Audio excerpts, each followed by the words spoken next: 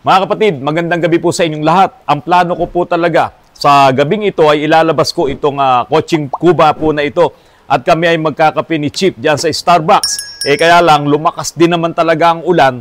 At sabi ko, pare, bukas na lang tayo lumabas. Kasi delikado. Alam nyo ba, dito sa Antipolo, may binabaha na rin pong lugar dito, yung tapat ng PLDT. Pero hindi sana ako matatakot na isugod ko itong coaching Cuba dyan sa baha na yan dahil ito po ay panlaban din talaga sa baha. Ngayon mga kapatid, bukas ay tatapusin ko na ito at para maigala na itong coaching Cuba na ito. Pero marami pa akong dapat ayusin kasi itong tint nito ay ipapatanggal ko pa. Yan, kaya hindi masyadong maganda yung ating mga salamin. Pati dito, papatanggal ko yung tint niyan. Tapos, hinihintay ko pang dumating yung ating bagong mugs. Abangan nyo po yan, yung pagdating ng ating bagong mugs para naman mas lalong gumanda itong si Coaching Cuba. Ngayon, ito po, yung wiper niya, kulang pa rin. Nawawala pa yung isang pares. Kaya hindi ko talaga pwedeng gamitin ngayon na talagang napakalakas ng ulan po kanina dito sa Antipolo. Ngayon, yung mga may coaching ngayon na sira ang inyong aircon or wala kayong aircon sa inyong mga sasakyan, kapag umuulan, naku, hindi ba halos hindi ka talaga kayong makapag-drive? Kasi nga po, kapag umuulan at wala kayong aircon, nagmo-moist yung mga salamin na yan. No? At ang inyong visibility sa inyong dinaraanan ay malabo. Kaya delikado po na kayo ay magmaneho kapag umuulan, kapag wala kayong aircon. Kaya po pumunta na kayo dito sa Autorans. Meron po akong electric compressor dito para sa inyong mga sasakyan, sa inyong makina. Gawin nating electric ang inyong aircon. Ngayon, yung mga wala talagang aircon at mga lumang sasakyan na, yung mga FX na yan, yung mga Light Ace na luma, mga L300 na FB, walang mga aircon, hindi nyo mapakinabangan kapag umuulan, pumunta kayo rito, kumpleto po tayo at isasalpak lamang natin sa inyong mga sasakyan katulad ng ginawa ko po dito sa aking coaching Cuba. Okay, dun sa mga nagdaramdam dahil bakit ko daw ba ito ay tinatawag ng coaching Cuba. Okay, simula po sa gabing ito pong sasakyan na ito ay tatawagin ko na pong Mong Pagong. Kilala ni Glenn yun. Si Mong Pagong. Yung si Mong po, kapatid ko po yan, mas bata sa akin. Nagkasakit, naatake po siya sa puso. Iniwanan na po ako, dati kasama ko siya rito. Kaya simula sa gabing ito, muling magbabalik po si Mong sa piling ko, sa tabi ko. At ito nga po, ang coaching Pagong ay tatawagin ko na ngayon. Simula sa gabing ito at sa mga susunod pang pagbablog ko, tungkol sa mga coaching Pagong na ito, ay ito nga po ang tawag ko ngayon, si Mong Pagong. Okay po, mga kapatid, muli niyong masisilayan si Chip, yung aking kumpare na kanina ay pinaandar niya itong si Mong Pagong. Ito po, panoorin niyo po. Ano nangyari kanina? Ba tayo umandar? Sira condenser. Sira ang wire. Nagluluko wiring kung contact. Iniskan mo ba?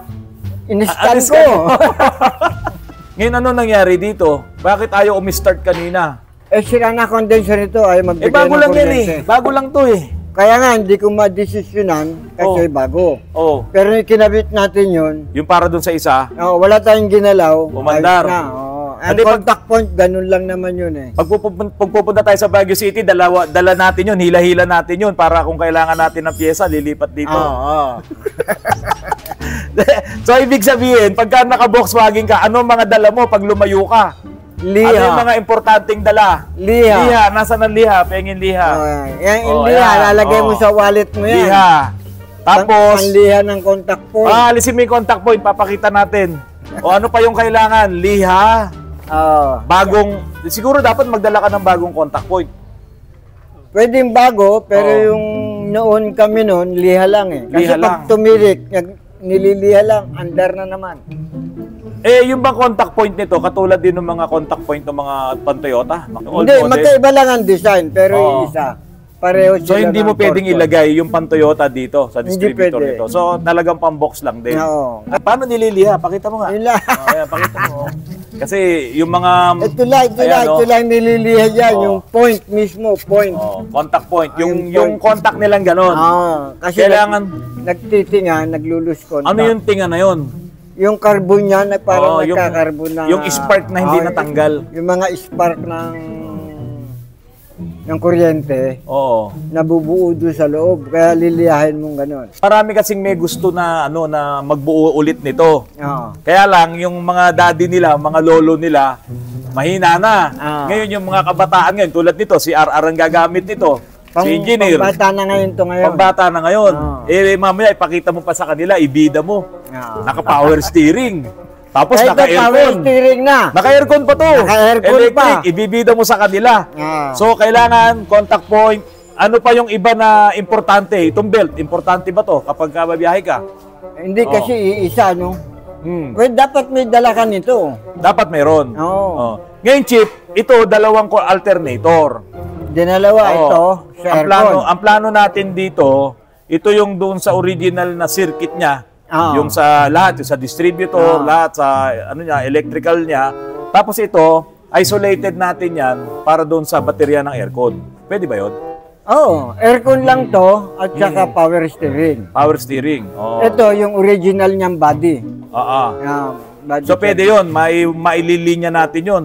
Siyempre. Oh. Kasi pag nagsama yung dalawang positive, de parang pinarallel mo lang yun. Hindi naman mag-short circuit yun, sama lang yun. Nakahiwalay. Ngayon, ang yung tanong. American car na original, mga GMC, brand new, dalawa baterya. Oh, talaga? Oo, may ginawa original tayo nila na dalawang baterya. Yung isa, 12 volts. Yung isa spare lang, pero kumakarga. Kumakarga din. Oo. Kaya pala yung isang military jeep natin dyan, dalawa baterya. Dalawa baterya. Original. Pero hindi siya 24. Hindi siya 24, 12 siya. 12 din talaga. So, ganun ang Pwedeng gawin dito. Ganun ang gagawin natin dito. Total nang gagaya tayo. Gaya. Merong nagtatanong, sabi sa akin, baka daw mahirapan yung makina. Kasi dalawang alternator. Hindi, walang mahina. Konti lang ang power na kukunin nito sa makina. Pag nagkakarga, konti lang, no? Kasi kuryente lang naman ang isusupply niya. Ngayon, kung ang baterya mo malakas na, mahina na rin ng... Oo, pag napupuno na yung baterya, gumagaan na rin ang ikot niya. Gumagaan na rin to. Sa unang start lang, medyo bigat, pero pagka tumakbo na, gagaang na siyang kusa. Kaya gusto kong lagyan to, yung nung panahon natin, yung jeep natin na merong amperes na ganun eh. Pwede, na kapag amperes. pag hinihiter pa natin yun, magne-negative Negative. 30. Pag start, ang lakas. Positive. Tapos unti-unti bumabalik na ganun. Tapos magsasero. Bakit ba negative 30? Negative 30 yun eh. Tapos, negative 30, bakit? yung heater. Yung heater. Kasi malakas yung heater sa power. Pero pag umandar na yon, positive na, 30 rin. Positive 30. Tapos unti-unti, makita mo, 10 na lang yung 15, 10. Nag-automatic. Ang turo ng tatay ko doon, negative 30. Sabi niya, pag negative 15 yan, may sira ka ng dalawang heater. Tama ba yun? Pag 15. Pag 15 kasi na lang. Kulang eh. kulang yung nagde-drain nung kuryente. Kulang yung nagde-drain ng kuryente. Kaya doon pa lang, na alam niyo mga kapatid, doon pa lang, nung mano-mano pa yung panahon, kung talagang medyo malikot ang utak mo, alam mo na yun. Alam mo na yun. Kapag may sira ka ng dalawang heater plug, mababa ngayon yung yung discharge mo. Negative 15. Pero pag buo yung 4 na heater plug, 30 ka. 30 yun. Di ba? Yun. Gusto ko lagyan ito yun. Para at least malalaman talagang yung old school. Old school. May ampere gauge. May ampere gauge. Tapos ano pa ba? Yung fuel gauge nito, mano-mano, kable. Meron floater. Madali lang lagyan to ng electronic. Kasi yun na uso eh. Hindi, ayoko nga mag-electronic dito, kaya lang. Hindi, electric. Hindi siya electronic. Electric fuel gauge. Pero bumili ko sa online, nilagyan ko to na stereo. Nilagyan ko yan. Digital. Electronic. 1,500 lang. Okay, Chip. So ito, okay na itong karburador natin. Sabi, nasusunog daw to. Napakalapit doon, napakaano raw sa sunog. Hindi naman lahat. Pagka hindi ka maalaga, kagaya nito, walang silpo. Gasolina yan, diretso yan. Malapit kasi sa Pero hindi naman magtutuloy. Hindi magtutuloy. Susunog kung dapat mapapatay mo makina. May fire extinguisher din tayong baon. Dapat may fire extinguisher kang baon. Ngayon, ipakita mo sa kanila yung aircon nito, saka yung power steering. Pero baka mamaya hindi naman umi-start to. Sige, start mo nga. Asan ba starter ko? Siya ang nag-overhaul nito, mga kapatid. Ayokong pakialaman. Habang ino-overhaul niya doon, kasama si Nel, Ayoko makialam kasi pang matanda lang to eh. Ayokong galawin to. Basta ako, pagagandahin lang. Oh, sige nga, start mo nga. O, teka, kamay. Oh, Yes, sige. start mo nga. Aba, one click talaga. Oh. Oh. Maandar na. Na-vlog mo ba ito yung hiwa-hiwala yung pesa? Oo. Ganyan ba talaga tunog ng Volkswagen? Ganyan na yan. Ganyan na yan. May upuan na to. Upo ka na. Upo na, may upuan na yan. Oh. Power steering. Malambot? Malambot na. Electric. Eh baka gusto mong buksan yung aircon. May aircon na rin. Aircon na rin. Yun lang, pera. Game. Okay. Lakas aircon ha. Okay. Uy, 100 lang dala ko eh. Meron ba? Sige, yan. Sige, paganahin natin. So, yan ba yung pinakamalamig na? Oo. O, tignan natin kung ilan yung reading. O, ayan o. O, 20, 19, 18, 17, 16. Aba, malamig ha, cheap ha? Oo. O, 15. Baba pa ng minor niyan. O. Ay, bakit? May kinalaman ba yung minor? Ay, wala. Alternator na pala to. May kinalaman ba yung minor? Alternator. Oh, ang lakas ng hangin, oh. Oh, so dito hindi mahihirapan ang makina? Hindi. Bakit? Kasi Bakit? Alternator lang ang nagdadala doon sa electric aircon. Electric pump. Electric compressor. Compressor. Oh, ano yan eh? Hindi ba yung compressor merong piston? Oo. Ang nagpapaikot doon yung mechanical na umiikot na ganon. Oo. No? Pero yun ay yung may clutch, yung belt ang nagpapaikot. Dito naman, wala na yung clutch. Wala na yung clutch. Yung umiikot, motor. may coil. Inverter siya. So yun na yun. Inverter siya. Inverter siya. Oh. Kaya ang sarap oh. Kaya ang lakas ng aircon nyo ngayon. Oh. Ngayon ito mga kapatid, pakita namin sa inyo ha. Ayan. On mo lang ulit. Ayan, Chip. Naka-aircon pa rin tayo. Naka-aircon ka pa rin. Traffic ha, traffic. Naka-aircon. Oh, naka-aircon ka pa rin. Ayan, tingnan natin. Patay yung makina. Tingnan natin. Ilan? 20, 19, 18, 17. Oh. Okay ngayon, Chip. Naguna. Naku, green na, green.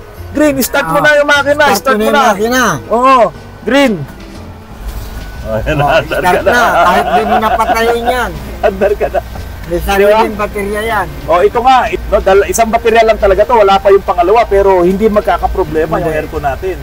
Pero maganda, dalawa baterya. Maganda, dalawa. Napansin niyo nung in-start ni Chip, hindi nagbago yung takbo ng aircon.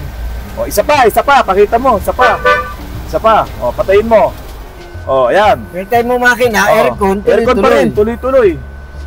Walang problema sa aircon. Nag-traffic. Di magkwentuhan muna. Baka sabihin nila, namatay. Sabihin natin to. Ayan, sabihin natin to. Lakas Ayan, patay ang makina natin. Ang lakas Ayan. Start ko yung makina. Teka muna. Mahaba yung traffic eh. Ay, mamaya pa. Mamaya pa eh. Naiinitan ka na ba? Naiinitan ka ba? Lamig niya eh. Lalamigan ka. Sige, start mo na yun. Nag-good na Nag-good na. Baka mahuli tayo ng NCAP. Sige na, start mo na. Start. Pansinin nyo walang pagbabago yung aircon natin. Maandar na yan. Maandar na. So wala tayong magiging problema. Isa pa lang baterya nito. Isa pa lang yan. Pero ang plano, gagawin dalawa. Dalawa. Kailangan mailabas natin to, ilagay mo yung mga gulong at kami magkakape ni Chip sa Starbucks. Game. Okay. Labas muna tayo. Mag-testing na to. Maia-advise mo ba na bumuo pa yung ibang mga maayos pa ng mga Volkswagen? Maia-advise mo ba sa kanila katulad yung ginawa natin na electric power steering? Kayang-kaya namang gawin. Bago ang brake master niyan, bago lahat ang mga preno niyan, lining, pati mga brake pads, pati yung electricals ito. Pakibuksan mo nga yung mga ilaw natin, Pakibuksan mo, sige. Ayan, tingnan nyo mga kapatid. Park light mo, ayan. Chip, itong alternator na to, galing doon sa binili nating Honda CR-V na engine. Ayun, ay, makina ng CR-V. Makina ng CR-V ito yun. So, Honda yan. Oo. Hindi naman gumagamit yung Honda ng mas mababa sa 90, ang pagkakaalam ko. Kaya malakas yung ating alternator. Ngayon, meron akong isang alternator pa na ganito. Ipapadala ko sa'yo para matesting. Yung kinalas namin doon sa pula. Para kasi kung sakali. Kasi design niya kasi hindi talaga pwedeng alisin yan eh. Okay, ano ba yung dito? May adjuster daw dito. Meron. Ito, washer. Washer? Washer lang. Washer? Kung lagay mo doon, pag bumuka yan, pasok ang bumababa. Pasok, oo. Pag inalis mo yung washer sa loob, lalagay mo dito. Uusli ito. Sasarado siya, tataas ang belt. Hindi ba ganun yung mga CVT? CVT, parang CVT. Ganun, laki-laki. Parang CVT. Parang CVT. Pero siya, hindi pa naisip ang CVT. CVT na siya. Ganito na, di ba? Sige, buksan mo nga yung ilaw, headlight. Ayan, Naka-aircon pa yan. Naka-aircon pa yan. Ngayon, ayan yung ano natin, yung ito yung ating condenser. Sa tingin mo, maraming nagtatanong din, saan kukuha ng hangin yan? Wala ka naman nung nag-pass through na hangin. Doon sa ilalim. Saka ito kasi cheap, ito open na open. Na siya. Saka wala naman kasi talagang mainit na bagay dito. Wala. Hindi katulad doon sa mga ganitong sasakyan. Nandito yung condenser mo, mainit talaga, katabi pa niya yung radiator. Yan, kahit hindi sumalubong sa hangin yan, enough yung exhaust pan niya, yung blower pan niya. Ihigop naman kasi yun, higop naman ang trabaho nito eh. At saka sa ilalim, pasok naman ang tubig na hangin. Yun, saka may butas tayo rito, Chip, sa ilalim. May butas sa ilalim. May butas doon sa ilalim, yun. Saka may butas dito sa ilalim. Doon, ito, butas din yan, bilog malaki. Ayan, gumagana yung ating aircon. Sige, busina mo nga. Yan, European, basta busina. Yan po ay Blue Punk na busina. Galing po sa Grand Toro Oro. Yan po yung mga produkto namin dito. Kasama po yung Repsol. Isang busina pa. Ayan. Kaya lang may utang ka pa sa akin yung manibela niyan Malambot yung manibela. Lambot yan, power steering. Ito ay gagamitin ni Engineer RR, Engineer Roland. Ito bagong bili rin to mga kapatid. Bago to. Binili ko yan. Buti may nakikita pa, kaya yung isa, yung puti na gagamitin mo, buuin mo yon, gamitin mo, kompleto na yon. Meron na niya. Mga kapatid, start ko muna itong si Mong Pagong. Yan na.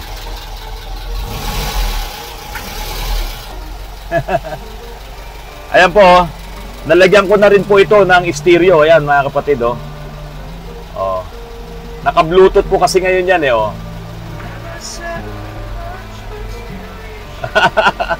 Tapos, tayo po ay electric power steering, Malambot ang ating manibela.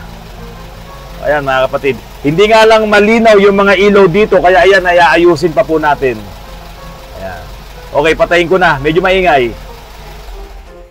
Okay, mga kapatid, kung luma man ang inyong sasakyan at maire-restore mo naman at mailalagay mo sa ayos at hindi ka kakabahan, natitiri ka sa ating mga lansangan na nakabantay ang mata ng NCAP, mga kapatid, huwag po kayong manghinayang na i-restore ang inyong mga sasakyan na katulad nito. Ito po ay priceless na. Di ba?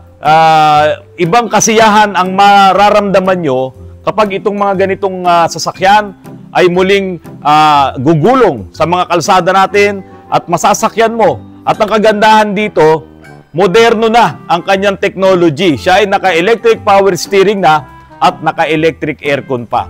Mga kapatid, abangan nyo po ang mga susunod ko pang pagbablog dito sa coaching si Mong Pagong at yung mga Volkswagen na dinala na po dito sa atin para aming gawin.